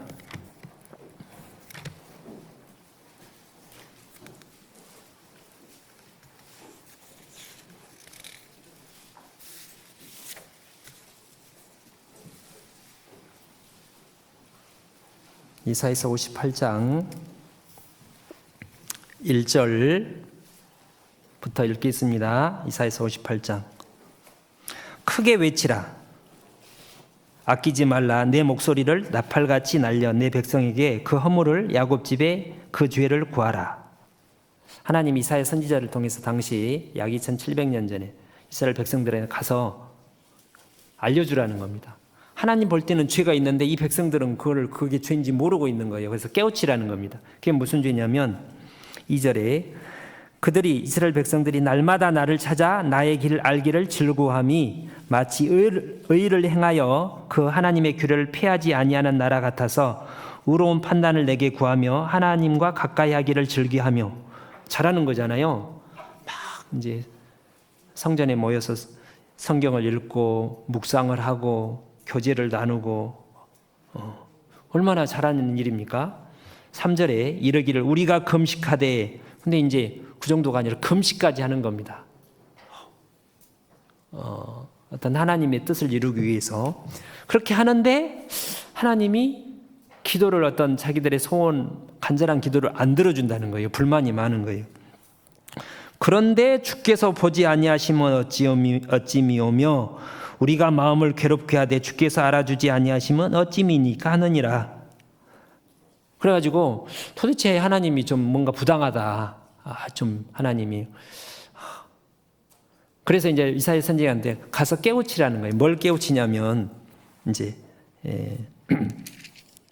보라, 너희가 금식하는 날에 오락을 찾아 얻으며 온갖 일을 시키는도다. 보라, 너희가 금식하면서 다투며 싸우며 악한 주먹으로 치는도다. 이제 그렇게 금식 그렇게 엄청 경건하게 열심히 사는 것처럼 보이는데 그 삶 가운데는 세상의 어떤 죄악의 즐거움을 허용하고 이제 그다음에 이제 투닥투닥 이권 가지고 싸우고 돈 가지고 싸우고 가족들을 전도하고자 하는데 예를 들어서 뭐 재산 문제, 유산 문제가 있는데 내 입속을 챙긴다. 그런 복음이 들어가겠어요? 똑같은 일이 직장에서도 똑같이 있는 겁니다. 서로 이제 승진을 하려고 하고 더 성과를 하려고 하는데 공정하게 하는 것까지는 상관이 없는데 근데 사람이 공정하다는 게 다 잣대가 다르잖아요. 내 보기에는 공정한데 세상 사람들은 자기 위주로 공정하다고 생각을 하니까 내가 볼 때는 공평하게 했는데 불만이 맞을 수 있잖아요. 많이 양보하지 않으면 뭐 그런 겁니다. 5절에 이것이 어찌 나의 기뻐하는 금식이 되겠으며 그렇게 하는데 내가 기도 들어주겠느냐 이제 이런 뜻입니다. 그러면서 이제 6절부터 10절까지를 이제 군데군데 제가 읽어보겠습니다. 이게 이제 죄라는 겁니다. 소극적인 죄라면 싸우는 게 밖으로 드러나는 죄라면 우리가 간구하기 쉬운 죄가 이제 6절에 먼저 6절 나의 하나님이 기뻐하는 금식은 흉악의 결박을 풀어주며 멍에의 줄을 끌어주며 압박당하는 자를 자유케 하며 모든 멍에를 꺾는 것이 아니겠느냐. 예수님이 이제 하신 일 성령이 내게 임하면 이런 일을 하는 것은 영적으로 이제 말씀을 듣고 마음의 평안을 자유와 평안을 얻고 이제 기쁨을 누리는 겁니다. 사단의 권세에서 하나님의 나라로 어둠에서 빛으로 옮기는 거예요. 말씀을 전해주고 기도해주고 뭐 이런 일이라고 생각이 듭니다. 당연히 해야 되죠. 근데 이제 7절에 또 줄인 자에게 내 식물을 나누어 주며 유리하는 빈민을 내 집에 들이며 벗은 자를 보면 입히며 내 고륙을 피하여 스스로 숨지 아니하는 것이 아니겠느냐. 줄인 자에게 이게 실제적인 경제적인 도움입니다. 저가 어렸을 적에 저희 집이 가난했었는데 막내 작은아버지를 돕기 나중에 들은 겁니다. 그때는 잘 몰랐는데 저희 아버지랑 제 밑에 작은아버지가 이렇게 남의 집 머슴살이를 했대요. 그게 다인지는 모르지만 공부 뒷바라지를 하려고. 당신은 그게 이렇게 그럴 수 있었어요. 제가 초등학교 중학교 때 저희 삼촌이 내가 너를 가르치겠다. 그래서 형이 막 동생을 지금도 그러는 경우 있잖아요. 막 헌신을 하고 누나가 헌신을 하고 실제적으로 그냥 이렇게 돕는 겁니다. 근데 요즘에는 친형제간일지라도 이제 병이 아프면 뭐 이제 조그만 이렇게 선물을 사준다든지 좀 봉투 넣어서 주긴 하지만 내 재산의 일부를 도와준다니 그런 일은 모르겠어요. 많이 왜 그런 그게 좀 이렇게 자연스럽지 않은 세상이 된 것 같습니다. 근데 제가 이제 이렇게 해외 멕시코에서 이제 이렇게 선교 생활을 하다 보니까 그런 모습을 많이 봤어요. 지금도 다는 아니지만 거기도 똑같으니까 싸우기도 하지만 그걸 보고 이게 그래서 우리가 이제 어떤 돕는 정도가 뭐 조금씩 도와주는 뭐 그게 또 이제 뭐 작은 일은 아니지만 정말 필요할 때 게으른 사람 말고 정말 크게 다쳤을 거나 경제적으로 공공할 때는 내 자식이 아팠을 때처럼 줄 수 있어야 된다는 거예요. 성경에서. 그러지 않을까요? 여기 보면 고륙을 위하여 스스로 숨지 아니하는 것이 아니겠느냐 이 말이 형이 뭐 삼촌이 뭐 크게 어려움이 닥쳤다. 나를 만나면 도와달라고 할 것 같으니까 나 바빠 이렇게 피하지 말라는 거예요.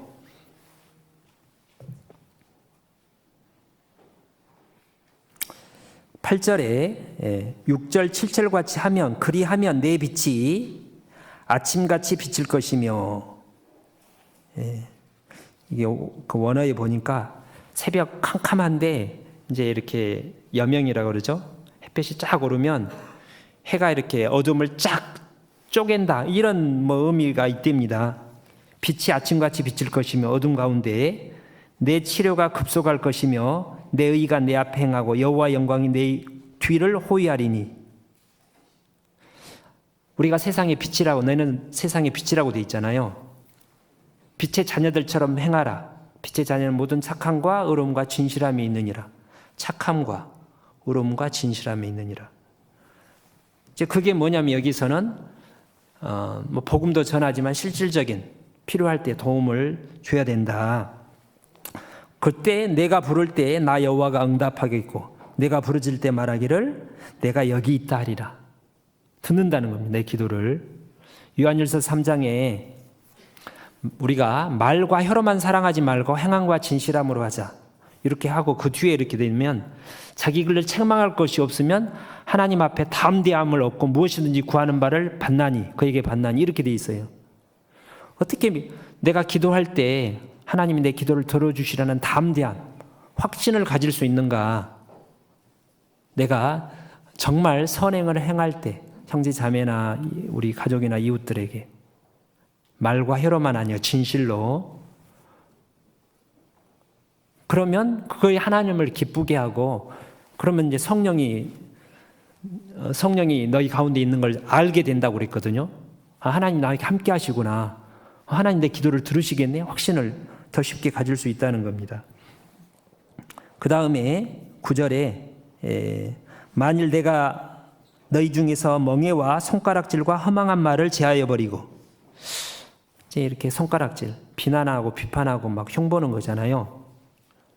우리가 남을 막 손가락질하고 비난하고 그러기보다는, 제가 이걸 이제 우리에게 적용을 해본다면, 그 형제는 맨날 지금 몇 년째야, 지금 벌써. 지금 몇 년, 1, 2년이 아니라 7, 8년도 넘었는데 맨날 그렇게 이렇게 막 온전지 못하게 비실비실하게 형제들 근심만 끼치고 말이야. 그러니까 그렇게 다치고 막 어렵지. 이제 그게 공의의 법이잖아요. 공의의 법대로. 공의는 그건 맞아요. 그렇게 힘든 게. 근데 거기에 뭐가 없는 거예요? 사랑이 없는 판단, 사랑이 없는 권면. 그게 이제 그렇게 연약한 분들은 아주 작은 소리에도 민감하잖아요. 그런 의도로 안 했는데도 막 나한테 뭐라 하는 것처럼 오해하기도 하고. 10절에 줄인 자에게 내 심정을 동하며 괴로워하는 자의 마음을 만족해 하면, 이제 이게 이제 아까 구별하면 이거는 이제 정신적인 도움이라고 생각이 듭니다. 아까 6절은 복음을 전하는 영적인 부분이라면 7절은 경제적인, 그 다음에 10절은 줄인 자에게. 요즘 사람이 뭘 줄이겠어요? 정에, 사랑에, 자기를 사람은 다 자존감, 자기를 인정해 주기를 원하잖아요. 누군가 나를 알아주고 칭찬해 주고. 근데 맨날 야단 맞고 칭찬도 못 받고 이제 이렇게 무시받고 살면 사람이 참고 살지만 얼마나 마음이 괴롭겠어요? 그래서 그 어려운 가운데도 열심히 참 대단하게 보인다고 칭찬해 주고. 심정을 동한단 말은 같은 공감해 준다는 거잖아요. 그리고 같이 이제 울어주고, 정말 사랑으로 상대방이 정말 나의 마음을 공감해 주는지, 같은 마음으로 우는지 알까요, 모를까요? 알겠죠. 이렇게 운다는 보면 요한복음 11장에 예수님이 그 나사로 사는 동네 갔을 때, 베다니 거기 갔을 때 동네 사람들이 이제 아이고 예수님이 정말 사랑했으면 일찍 와서 고치지 죽지 않게 할 수 없냐? 막 수근수근했죠. 예수님이 이제 통분이 여기셨다고 그랬는데, 근데 그 사람들이 나중에 나사로가 사는 것을 보고 대부분 믿었다고 돼 있습니다. 그 마지막 11장 끝에 보면 그거를 나사로가 예수님께 나사로 살리는 것을 본 사람들. 근데 왜 볼 수 있었어요? 따라가서. 그리고 보면 예수님이 도착했을 때 마리아가 울고 있었고, 그 다음에 동네 사람들이 울었다고 돼 있어요. 그러니까 이방인이지만 이 마르다 나사로가 죽었을 때 이제 같은 동네 이웃인데 정말 슬퍼한 거예요. 우는 척한 게 아니라 이 세상 사람들도 같이 울어줍니다. 아주 마음 착한 사람 지금도 있잖아요. 정말 마리아 이제 말로 그러니까 그런 축복을 받는 거죠. 그래서 공감을 하고 같이 울어줄 수 있다면, 예? 괴로워하는 자의 마음을 만족해 하면 이제 위로해주고 하나님이 도와주실 거라고, 그렇게 어떤 힘을 격려를 하고 편안하게 해줄 수 있다면 그게 사랑이라는 거예요. 그러면 내 빛이 흑암 중에서 발하여 내 어둠이 낮과 같이 될 것이며, 아까 8절하고 똑같은 거잖아요. 우리가 세상의 빛이라고 되어 있습니다. 어떻게 빛을 비출 거예요?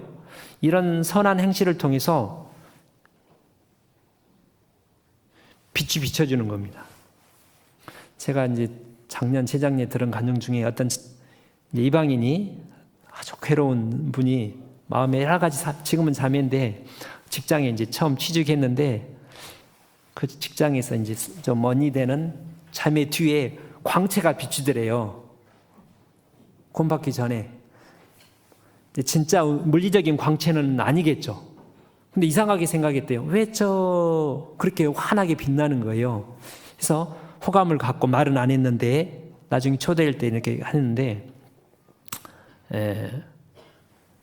복음으로 인해서 고난을 받으면 영광의 영이 너희 머리 위에 머문다고 그랬잖아요. 우리가 이렇게 선행을 하면 눈에는 우리 물리적인 이런 눈으로는 볼 수 없지만 사람은 양심이 있기 때문에, 영혼이 있기 때문에 그를 이제 영적으로 보고 느낄 수 있다는 겁니다. 그리고 11절에 이거는 축복입니다. 축복. 나 여호와가 너를 항상 인도하여 마른 곳에서도 내 영혼을 만족해 하며 내 뼈를 경고케 하리니 너는 물된 동상 같겠고 물이 끊어지지 아니하는 샘 같을 것이라. 이제 천국에서 영광도 상급도 받고 복음 이분도 유익하지만 내 영혼에게도 유익이 되는 거예요. 영혼이 강건해지고 기쁨이 넘치는 거예요. 요한복음 15장에 너희는 내 안에 거하라 나도 너희 안에 거하라, 이 포도나무 비유 있잖아요. 친구를 위하여 자기 목숨을 버리면 이보다 더 큰 사랑이 없나니, 너희도 나와 같이 행하면 나의 친구라. 내 말이 너희 안에 거하고 너희가 내 안에, 내 말이 너희 안에 무엇이든지 원하는 걸 구하라. 이제 그게 이제 기도 응답을 한다는 말이고, 그 다음에 너희 기쁨이 충만하리라. 너희가 이제 서로 사랑하면 기쁨이 충만하리라. 왜 내 마음이, 내 영혼이 좀 메마르고 기쁨, 은혜와 평강이 안 넘치고 기쁨이 안 넘칠까, 시무룩할까? 여러 가지 이유가 있겠지만 지금 나의 이런 도움이 필요한 주변에 분명히 있는데, 형제 자매가 이방인들이 있는데 그걸 모르고 아는데도 내가 어떻게 하고 이제 안 돕고 선행을 행하지 않으면 이제 내 반대로 메말라지는 겁니다. 12절에 14절에 내가 여호와 안에서 즐거움을 얻을 것이라. 내가 너를 땅의 높은 곳에 올리고 내 조상 야곱의 업으로 기르리라. 여호와의 입의 말이니라. 기쁘다는 말이고요. 그 다음에 12절에는 내게서 태어날 자들이, 후손들이, 영적인 후손들이 오래 황폐된 곳들을 다시 세울 것이며 너는 역대의 파괴된 귀처를 쌓으리니 너를 일컬어 무너진 데를 보수하는 자라 할 것이며 길을 수축하여 거할 곳이 되게 하는 자라 하리라. 우리 구역이 또는 우리 부서가 좀 요즘 많이 침체되고 좀 메마르다. 은혜와 평강으로 회복을 해야 되는데 이런 분들이 한두 분 나타나면 다른 사람도 영향을 받고 이제 이렇게 회복이 된다는 겁니다. 교회도 그렇고.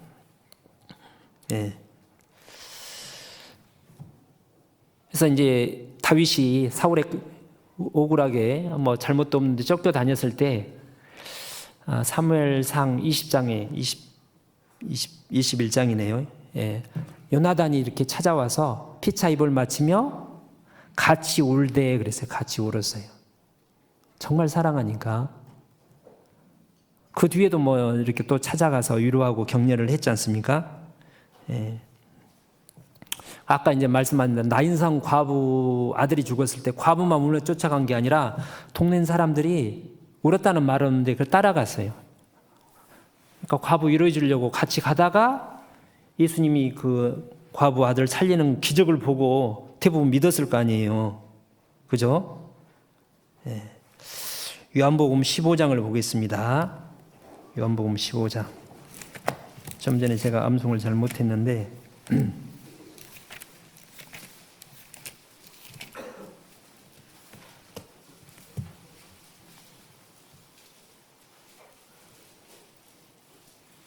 7절 너희가 요한복음 15장 7절입니다. 너희가 내 안에 거하고 교제 안에 거하고 내 말이 너희 안에 거하면 이 내 말은 내가 너희를 사랑하는 것처럼 서로 사랑하면 이거죠. 무엇이든지 원하는 대로 구하라. 그리하면 이루리라. 너희가 과실을 많이 맺으리니 너희 아버지께서 영광을 받으실 것이요 너희가 내 제자가 되리라. 그래서 그 과실을 열매가 맺지 않는 이유가 교제 안 나오면 열매가 잘 안 맺죠. 교제 나왔는데도 사랑을 실천하지 않으면, 근데 어느 정도 사랑을 실천하느냐? 13절에 사람이 친구를 위하여 자기 목숨을 버리면 이에서 더 큰 사랑이 없나니. 예수님이 그렇게 이제 우리 친구가 돼 주셨는데 항상 그렇지는 않지만 어떨 때는 보증을 쓰지 말라고 그랬잖아요. 그렇죠? 근데 잠언에 보면 잠언 19장인가 보면 친구는 위급할 때까지 위하여 낳느니라. 정말 절박할 때는 희생도 감수하는 거예요. 못 갚을 거 알지만 도와줄 수 있는 거죠. 친형제 간에도 그러는데 교회 형제 자매 사이에서도 어떤 때는 이제 죄송한데 이게 마지막 하나만 더 마태복음 5장에 보시면 아까 이제 빛과 소금과 빛을 얘기하는데 13절부터 16절까지 너희는 소금 너는 빛이니까 선한 행실을 너희 빛을 사람들에게 비추게 하여 저희로 착한 행실을 보고 하늘에 계신 하나님께 영광을 돌리게 하라. 그 선한 행위 중에 이게 작년에 제가 읽다가 이걸 좀 교훈을 받았습니다. 11절 같이 읽어보죠. 나를 인하여 너희를 욕하고 핍박하고 거짓으로 너희를 거스려 모든 악한 말을 할 때는 너희에게 복이 있나니. 그래서 1절부터 그 12절까지는 팔복에 대한 말씀, 마지막 8번째 복이 의를 인하여 핍박을 받으면 복이 있다는 말이잖아요. 그래서 우리를 잘못도 없는데 막 거짓말로 하고 공격하고 욕하고 막 힘들게 하는 사람을 포함해서 선을 행하라는 의미라고 작년에 제가 그렇구나. 그 전에는 이게 분리를 해봤는데 아까 이제 내가 소금이 되고 빛이 될 대상 중에 이 사람도 포함이 되는구나. 그래서 43절에 보시면 5장 43절 예수님이 하신 너무나 당연하고 예수님 입장에서 잘 아시는 말씀인데 또 내 이웃을 사랑하고 내 원수를 미워하라 하였다는 것을 너희는 들었으나 구약에는 이웃은 사랑하라고 돼 있어요. 이웃은. 그렇죠? 근데 원수라는 말까지는 없어요. 나그네를 사랑하라는 말이 있는데 44절을 나는 너희에게 이르노니 너희 원수를 사랑하며 너희를 핍박하는 자를 위하여 기도하라. 원수, 나를 가장 힘들게 했던 정말 다시 꼴도 보기 싫고 마주치기도 싫은 교제하기도 싫은 만나기도 싫은 다시 만날까 겁나는 그런 사람도 선행을 하라는 거죠.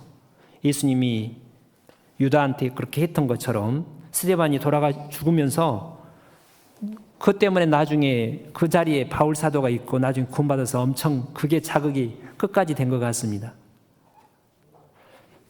사도행전 16장에는 바울 사도와 실라가 빌립보에서 복음을 전하다가 잡혀서 실컷 얻어맞고 깊은 지하 감옥에 갇혀가지고 막 쑤시고 아플 때 한밤중에 기도하고 찬송을 했다고 돼 있죠. 그때 이제 기적이 일어났습니다. 그걸 보고 이제 간수가 이렇게 자결하려고 그랬죠. 그때 벌써 나 여기 있다, 여기 자결하지 말라고 말렸어요. 이 간수가 들어왔을 때 막 욕하고 때렸을지도 모르는데 얼마나 육신적으로 미웠을 텐데 이거 잘못해서 자결하네. 근데 안 도망갔잖아요. 그걸 보고 이 간수가 내가 무엇을 하여야 구원을 얻으리까 물어봐요. 구원 받으라 얘기한 것도 아닌데 그러니까 너와 내 집이 너와 주 예수를 믿으면 너와 내 집이 구원을 얻는다는 말을 듣고 그날 밤에 이제 구원을 받잖아요. 이게 원수지간인데 그래서 48절 같이 읽어보죠. 그러므로 하늘에 계신 너희 아버지의 온전하심과 같이 너희도 온전하라. 이렇게 선행의 기준이 굉장히 높은 거죠. 다비다가 그런 모습, 최초로 여제자란 이름으로 성경이 기록된 다비다. 심이 많은 선행과 구제를 행했던, 그래서 너무나 감동을 받은 형제 자매님들이 죽었는데 베드로한테 좀 살려달라고, 베드로도 황당하다가 이거는 살려야 되겠다, 하나님이 들어주실 것 같다. 그래서 기도해서 살아나서 많은 사람들이 구원을 받은 그 사건. 그래서 올해뿐만 아니라 우리가 집회 때가 다 오면 누구 전도할까 하는데, 물론 전도하고 해야 되는데 평소에 우리 삶이 가정이나 마을 모든 곳에서 어떻게 하면 내가 도울까, 선행을 베풀까를 늘 생각한다면 하나님께서 많은 축복을 주리라고 생각합니다. 기도하고 마치겠습니다. 하나님 감사드립니다. 우리에게 가장 선한 일을 먼저 베풀어 주신 하나님, 그 사랑을 받은 우리도 제자로서 우리 가까운 형제 자매들, 모든 형제 자매들, 가장 지극히 연약하고 어려운 가운데 있는 형제 자매들, 모든 이방인 원수까지도 주님의 사랑으로 사랑하며 선행을 베풀 수 있기를 원합니다. 도와주옵소서. 우리 구주 예수님 이름으로 기도 올립니다. 아멘.